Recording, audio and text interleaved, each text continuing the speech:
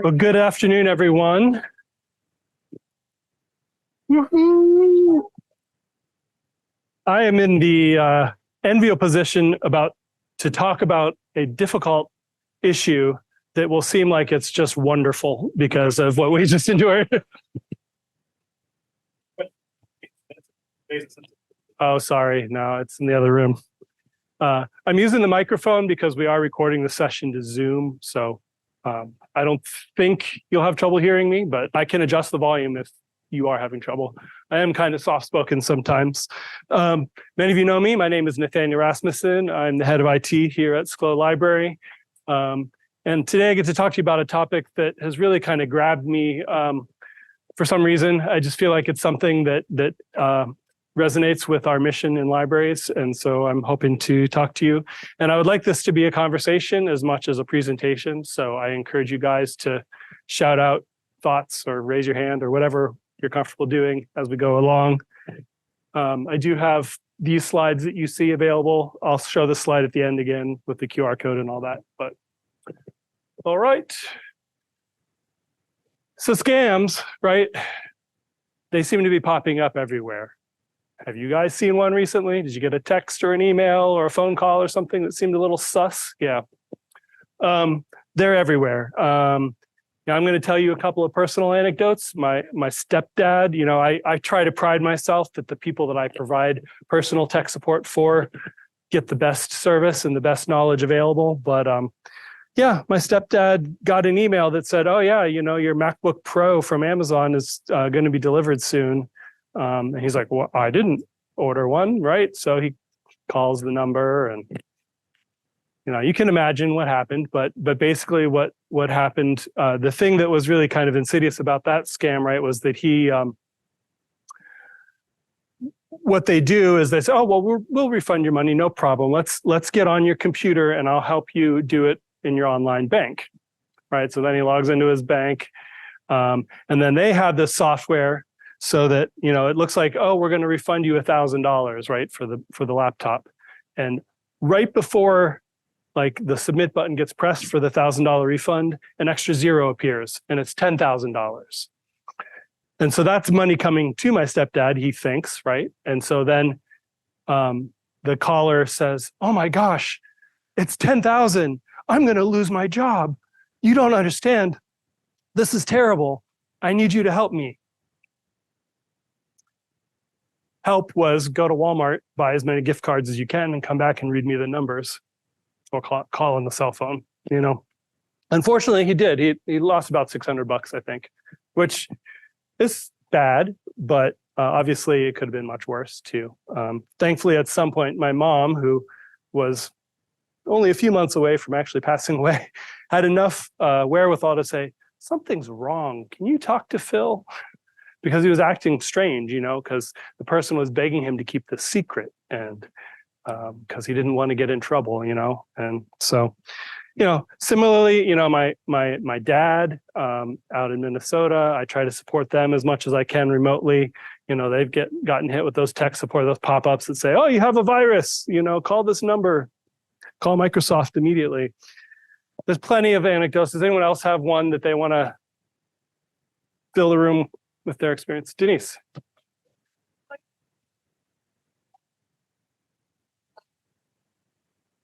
And I'll just tell one more short one. Through my inquiries into this stuff, I've met our sheriff in Center County, and he relayed to me that an MD in her 40s came to him after she had given away $100,000 in a romance scam, which we can talk about those in a little bit.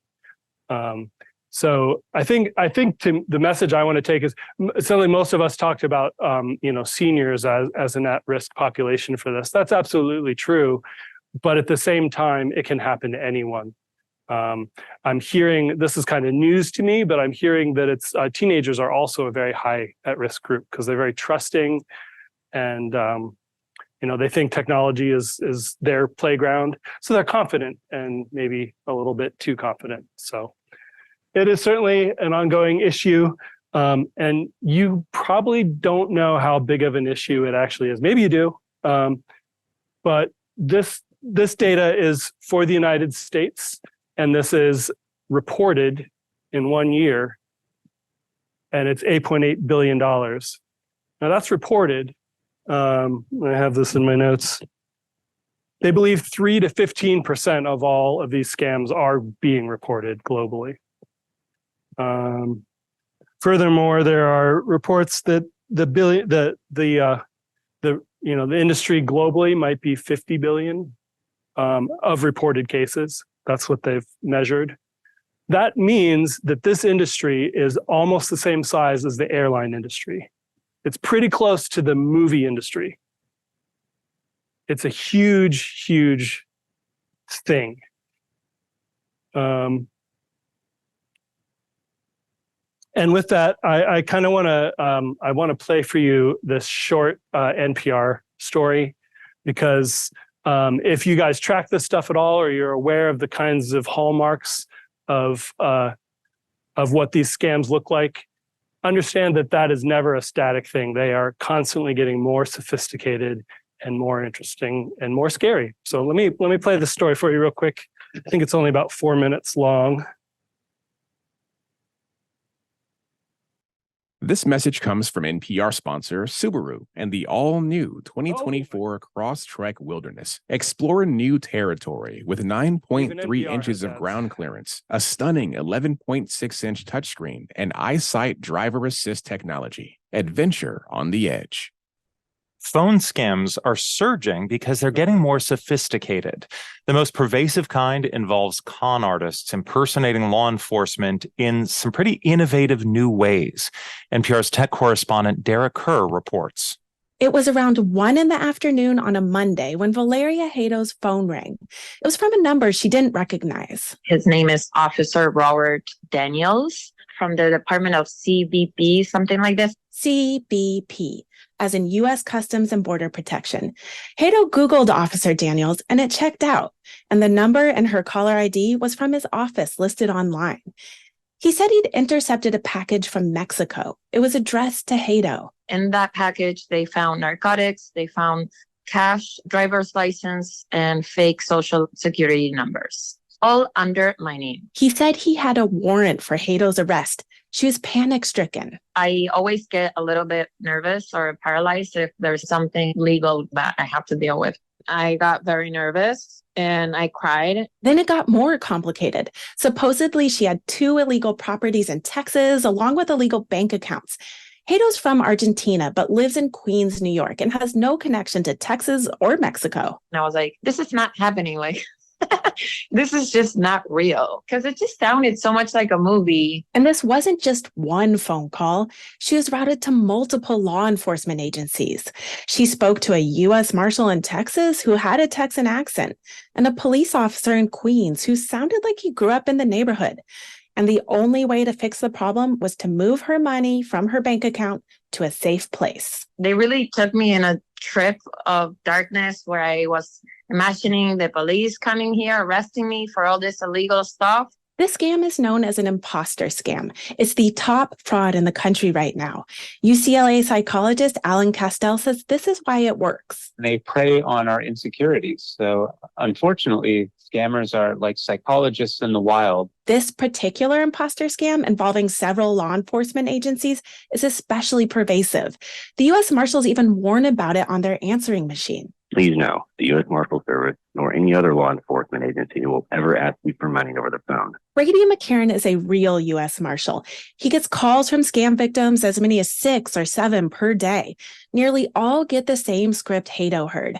McCarran says the scammers do use names of actual U.S. Marshals. They've even used his boss's name. And they tell them, look on the website. That's me right there. That's so you know I'm not lying to you. I'm real. Phone scams have been around forever, but now con artists get information from the internet to impersonate real people. There's technology that can clone accents, and there's caller ID spoofing. McCarran says that's why the incoming calls look like they're from actual agencies.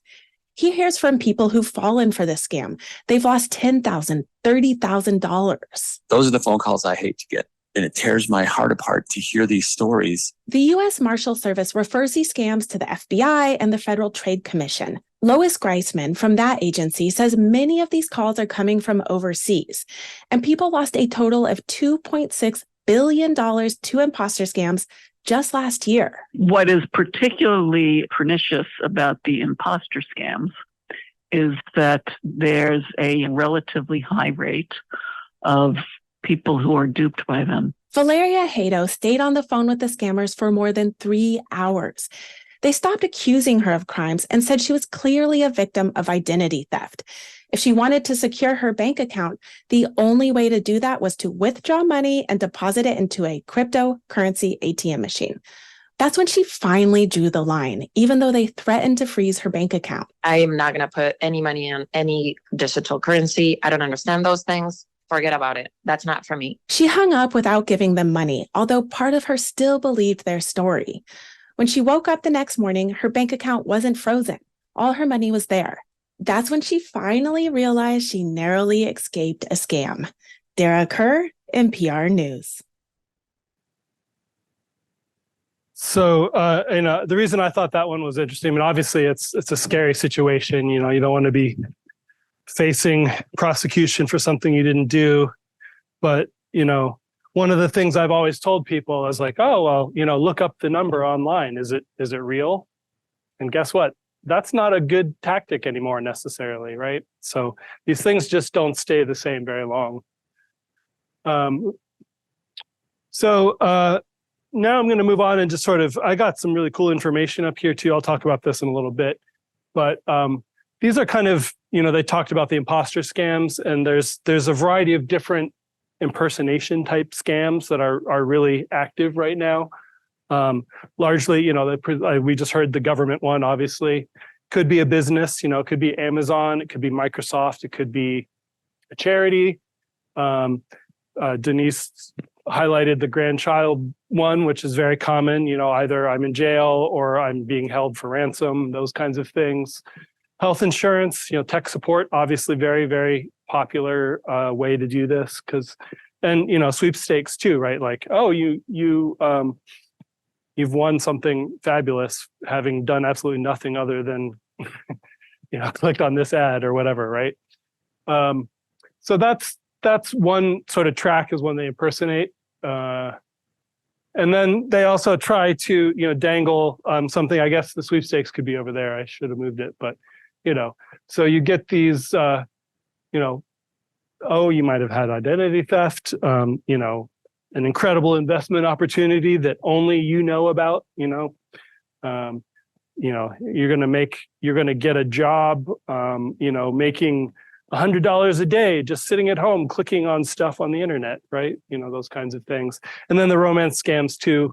I have another anecdote with that. I mean, that's really awful and insidious, because that's preying on people's loneliness, and I think that's extra evil. But so they come, all different sectors. There's really no specific one thing you have to look out for. Obviously, it could be anything.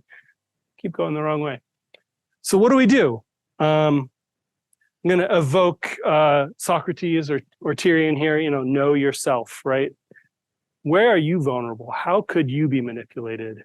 I really feel like instead of focusing on, oh, well, this is what a scam looks like, that's not going to work in this world, especially as AI starts to take over some of these processes. People are stealing data all the time.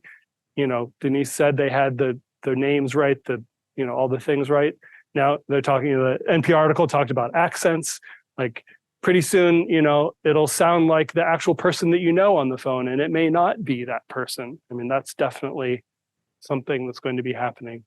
So I feel like the best way that we can inoculate ourselves against this is to be, to look inward and to understand what kinds of things might motivate you to do something that you probably shouldn't do. Expertise anxiety is what I decided to call this. It's, anyone here a little nervous around technology, a little uncomfortable? I imagine. But that doesn't have to necessarily be technology. It could be other things. It could be anything. Like investments is another one. Like, oh, I don't know anything about investments, but this person sounds like they know what they're talking about. Loneliness, we talked about the romance scams. I know of a woman in the area who is close to her deathbed. She's not quite there, but she's completely convinced that Ed Sheeran and she are in love, and that any day now he's going to arrive and make all her problems go away. And her husband has done everything he possibly can to convince her otherwise, and she does not believe him. He's tried to get power of attorney over her so that she can't give away their money, and it's been a really awful situation. Fear, oh no, my grandchild's in distress, anything that you might be afraid of that could be something that would grab you. Whether you're thrifty or you're greedy, sometimes those too good to be true offers probably are, right? Also the sort of, oh, only you and I know, this is a secret. No one else knows this, but you know it, and you can use this information for your benefit. And then the inherent goodness thing. I mean, that's kind of what my stepdad went through, right? Because he was like, oh no, I've ruined this person's life. I have to make it right because he wants to help. And so, those are the kinds of things that I think we have to just be aware of, like, hey, is this tapping into some sort of deep emotional response as I'm, especially if it comes out of the blue. You get an alert on your computer, or you get a phone call, or obviously phishing emails, well-designed emails. They're getting more sophisticated. The Nigerian princes are no longer looking for help so much. Yeah. That one's pretty easy to identify, right? And Brady said recently, he had someone very pushy show up at his door trying to get him to change his electrical service, to the point where he said no, and they still tried to do it. So in PA, you can choose your electrical provider, and these companies are not necessarily illegal, right? But what they do is they introduce you the first year with really low rates, and then the next year price goes way, way up. But oh, you signed for 5 years, that kind of thing. And there's also, the other sort of hallmark that I think we can be on the lookout for is, am I feeling manipulated? Am I feeling, this immediate sense of urgency that 10 seconds ago, I was completely unaware of this crisis in my life, and all of a sudden I have to act? Just be questionable of that. I mean, those things do happen in our lives, but I think more often than not nowadays, probably not. The need for secrecy. Oh, you can't tell anyone this, or, anything like that, that's sort of, secret. And then obviously, the gift card thing that my stepdad did. I was pleased to see recently Walmart has a sign next to their gift cards that says, if someone on the phone has told you to purchase these for them, it's fraud, don't do it. Right. Yeah. And hopefully that resonates with people. I think some of the people get sucked in, like with these romance scams and stuff, where they just, well, that's not me, Yeah. And obviously the NPR story, cryptocurrency would also be a huge red flag. No government institution is going to be like, transfer your US dollars to Bitcoin. That's not going to happen. So, I mean, these are the kinds of things that I think can raise a red flag for you. And I would also just propose that you have some humility in it. It's really sort of fun to laugh at these and be like, oh, I would never fall prey to that, because some of them seem a little crazy on the edge. But I don't think it's going to stay that way. So then, yeah, the other really, I think, key thing that I try to tell people is don't deviate from the way that you do business. I'm sorry to all the library vendors out there that cold call me and cold email me, but as a principal, I never reply or call them back. Unless I'm somebody I want. But it's like, no, if I want a community engagement platform, I'm going to do research and call them and try to figure it out. I'm not going to respond. Now that's just sales, right? That's not necessarily a scam, but the point is, I know the way that I do business, and I'm not going to do it a different way just because there's this great opportunity or there's this, scary situation that I have to respond to.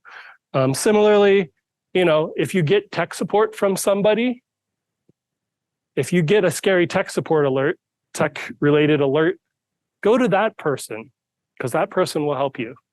Don't feel like you have to respond. A company like Microsoft is never going to pick up the phone and call you. They don't want to pay people to sit in front of the phone and make calls all day. That's just never going to happen.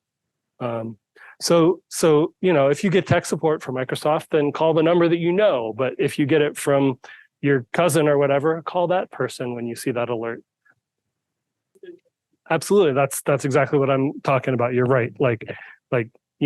Oh well, my bank is telling me that my account's been hacked and I have to log in. Like, okay, well, obviously don't click the link in the email, right? I hope you all know that, right? But yeah, I mean, well, how do I do my banking? If I do it online, then get your phone, get on your app, look at your accounts. If you do it online, do it that way. If you fear that your computer might be compromised for some reason, maybe do it on a different computer. Right. The number that shows up in the caller ID is one thing, but when you actually dial that number, I'm not saying it's impossible, but you'd have to be targeted by a serious hacking interest for that to take you to the wrong place by calling that number. So say, oh, well, okay, great. I'll tell you what, I want to help you, but let's hang up and I'm going to call you back right now. Sure, you can do that. Verify. But yeah, just stay with what you know. Stay in your lane. And then this is where the other part of this whole situation I think really comes into play is I think as citizens and especially as librarians, because I think we need to set examples here, we just have to become good at managing our digital life, because the information that was, sent to Denise's relatives, was scraped from somewhere, right? It's out there. Sometimes that's unavoidable. Many times it is, unfortunately.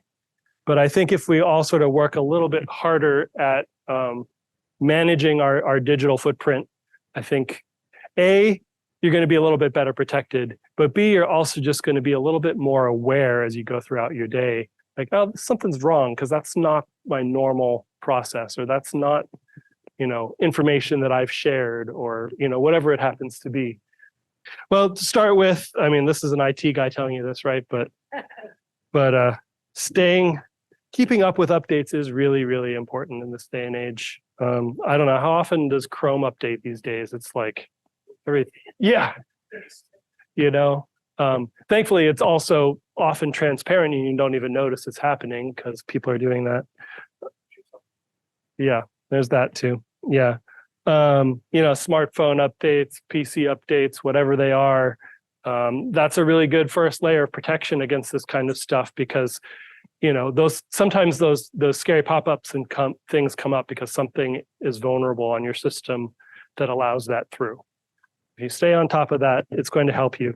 I will admit that sometimes you'll see a false update alert, and that's a common sort of hacking technique, is like, your system's out of date. The ones that I always think are really funny is when I'm on my Mac and it's like, Windows must reinstall updates, like, haha. Yeah, right. But again, these things are getting more and more sophisticated. So again, with that goes back to know your path. Well, how do you apply updates on your computer or on your laptop? Usually you're not clicking a pop-up, right? You go to the certain place to do that. So ask your IT folks about that if you don't know. But I think I've used this slide at the last time we had this district talk, but strong passwords are really important. Ideally, you have a different one for everything, at least the ones that are really important to you, the things that have a lot of your key information. And two-factor authentication, folks, I wish I could tell you that's going to go away, because I know it's annoying, but it's not. It's going to take over everything. There are insurance companies out there that will not insure businesses if you do not have this in place. And I think that we're going to see that more and more and more and more, both with the companies that we're doing business with and maybe eventually our libraries. I think there are some libraries that are already in that situation, where to have the insurance that they need to do business, they have to have this stuff in place. So I encourage you to find some tools that work for you, both for passwords and for two-factor authentication. I like password managers. I think they're really nice as long as they're good ones. Here at Schlow, we use one called 1Password. There is some risk with using them because it's kind of a eggs in one basket situation because you're putting all your key stuff in there. Make sure that if you do use one, you commit to using it, which means you go through all of the work of making sure that your passwords are there and that they've been updated. The good ones will tell you, oh, you're reusing this password in 30 different places. And so you can go through and change them, They will also tell you, oh, this website had it was hacked and you probably should go change your password, stuff like that. So there's several out there. Help me out, Josh. Bitwarden, LastPass. Yeah, they were hacked pretty significantly. Yeah. KeyPass, I think, is an open source one. We really like 1Password in our team because it also includes two-factor authentication. So I don't know if you know this, but some services, you have to get a text message with that 6-digit code or whatever. Does everyone know what I mean when I say two-factor authentication? Anyone not know? Okay. Well, that's what I was getting to. Yeah, thank you. Good segue. So the text message format is really not that secure. If you're being targeted by someone, those codes can easily be intercepted. Text messaging is not a secure platform. So sometimes you don't have any option. Sometimes the service only provides that. But really, if you want to hear from my recommendation, use an app. Most services out there now will allow you to use an app that you keep on your phone that generates codes over time and then it rolls over. If you work for the Department of Defense or something, then you might want to think about something else that's even more secure, like Josh has in his hand right there, something called a YubiKey. Schlow is looking at those. We may be deploying them to some of our staff at least in the near future, which is a physical piece of hardware that's very hard for anyone else to do anything with. And that key sort of magically puts in the code that you need to connect. So that's the most secure probably of the options, but the app option is pretty good too.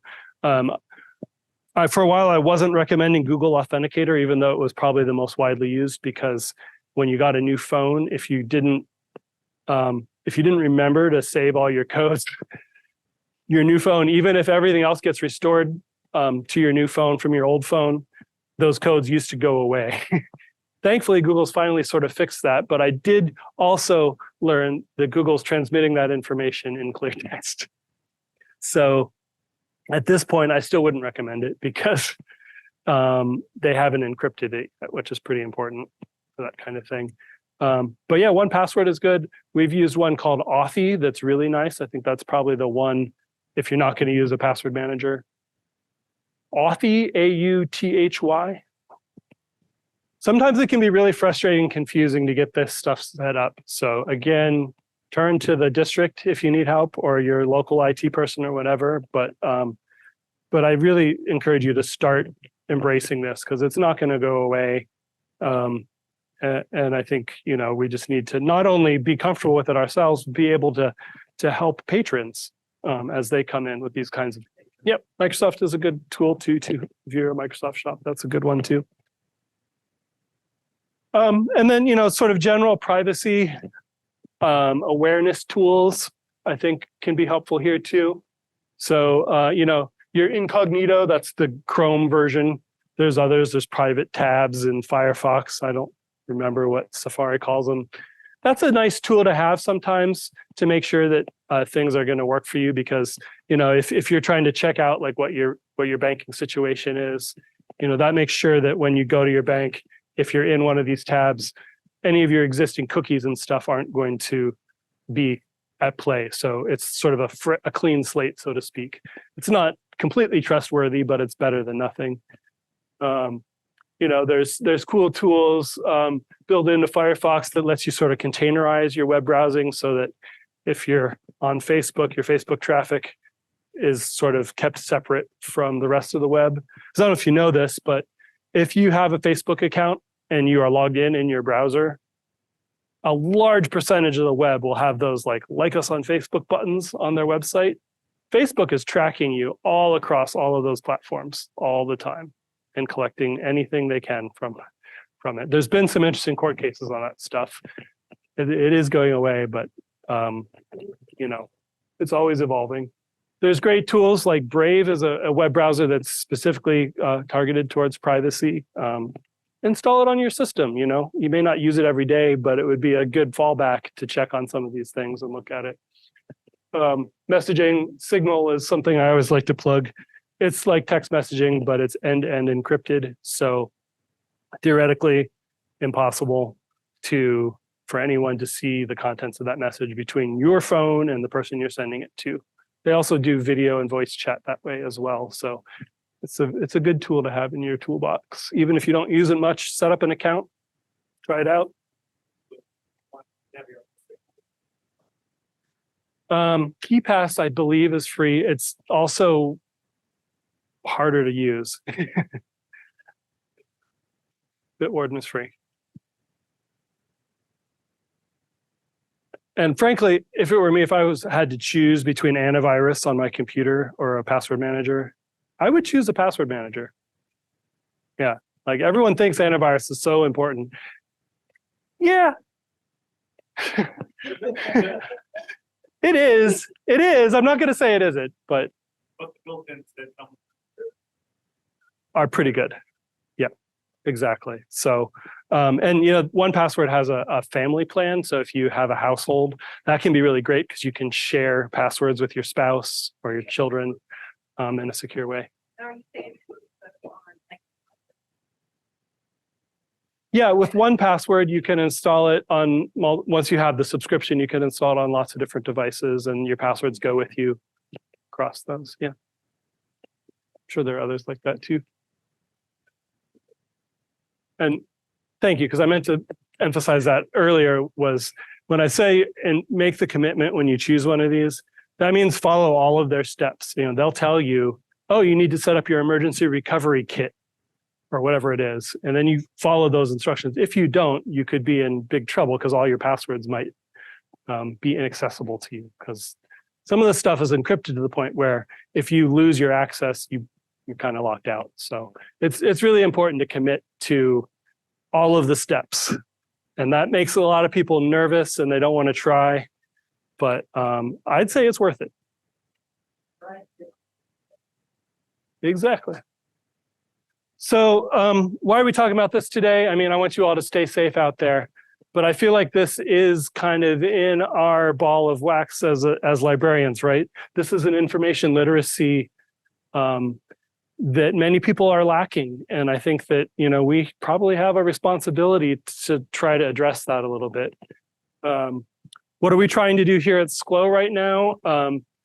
We are doing one-on-one appointments and consultations with our patrons. We've done that for a long time through the Adult Services Department and the IT department.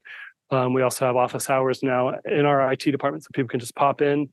And we try to talk about this stuff. We try to raise awareness. We'll be doing a display on our wall of some of these great materials, which I'll be talking about soon. We're also in talks right now with the multiple partners in our area to try to put together a PSA that hopefully we can get aired wider that sort of show some of these hallmarks of a scam and warn people, you know, to be on the lookout for them. I started by reaching our county office of aging because I knew seniors were a vulnerable population.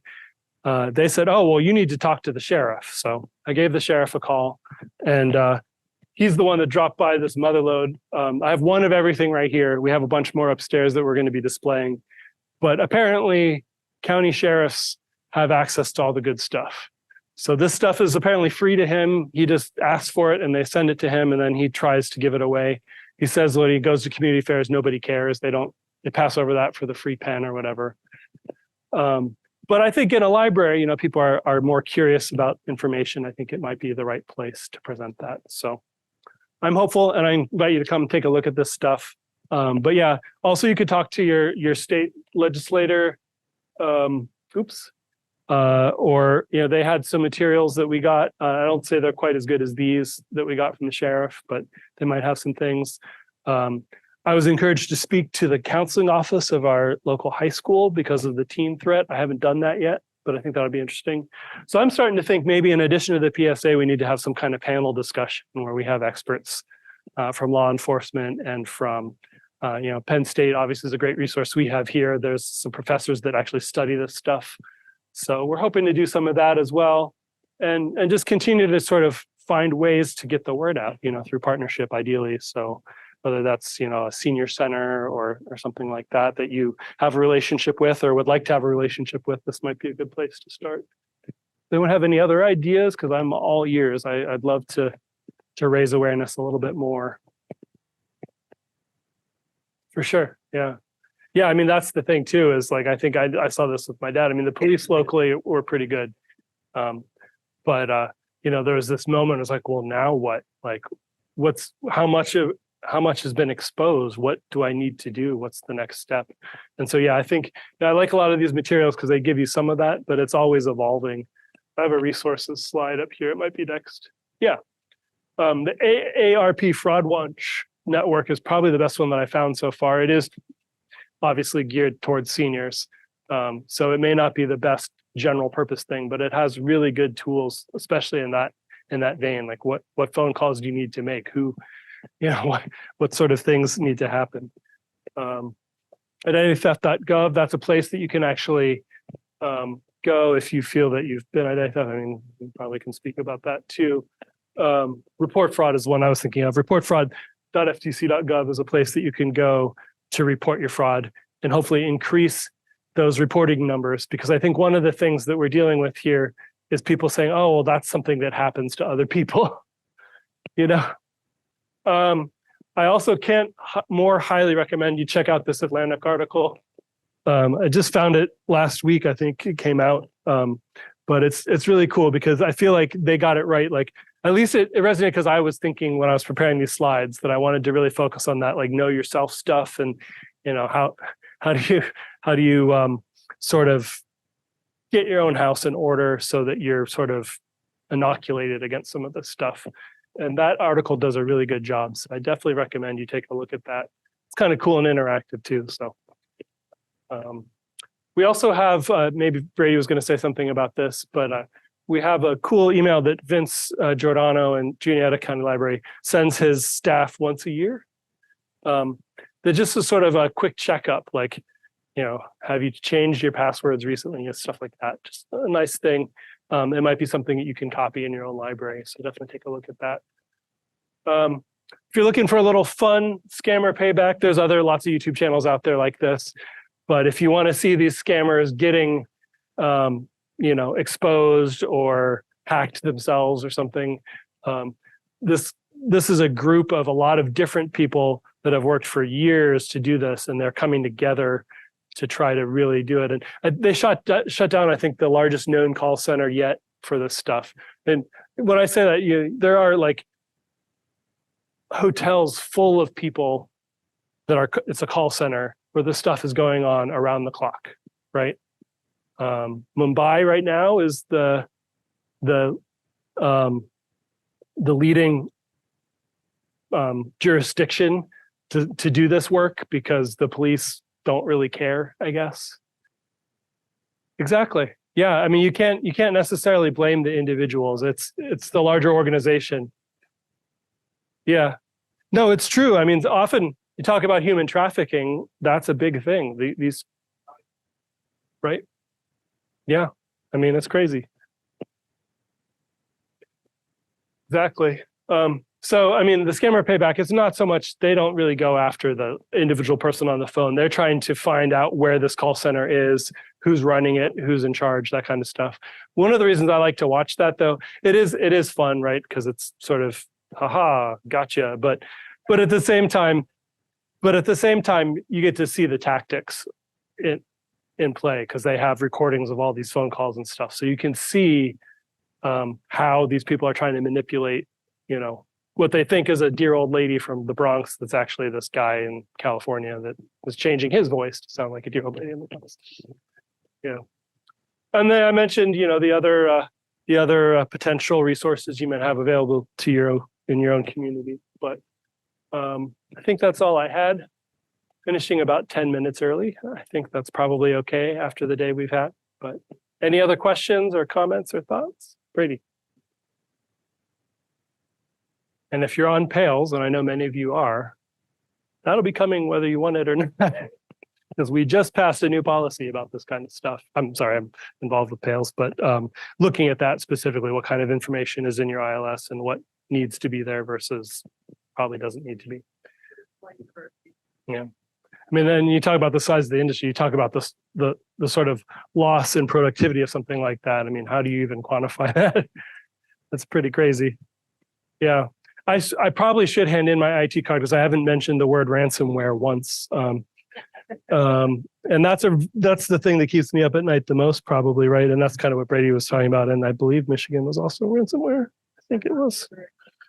But you know what that is, right? It's where they sort of slowly get enough information about your organization that they can pretty much lock the entire operation down, encrypt all the data. Imagine your ILS is like a blob of information on the server that you can't access, and then say, well, pay us X or you'll never see it again, and that's another wing of this that I didn't really focus on with this talk, but it's very similar hallmarks of how they get in, right? Because it's often the social engineering, like Brady talked about, where they find one person that's willing to click that link in the email.